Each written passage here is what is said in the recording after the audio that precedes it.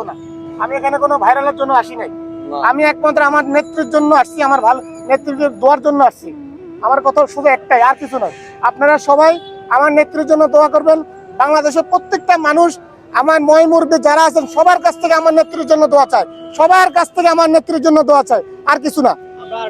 ভালোবাসার কারণ হচ্ছে আমরা ছোটবেলার থেকে আমার নানা নানি ওদের থেকে শুনে আসছি উনি অনেক কাজ করছে এবং বিভিন্ন রকম আমাদের চোখের সামনেও দেখছি।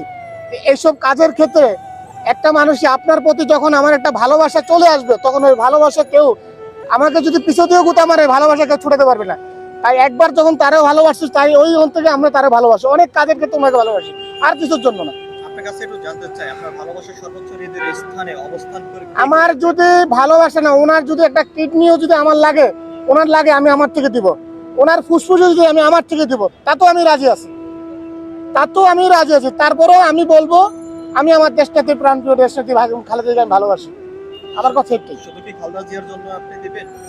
জি, শুধু কি খালেদা জিয়ার জন্য কি আপনি? আমার ভালোবাসা ওনার জন্যই, আমার ভালোবাসা ওনার জন্য। আমি বললাম আমি রাজনীতি করি না, তাহলে আমি বলতাম আপনি একটা ধানের শীষে ভোট দেন।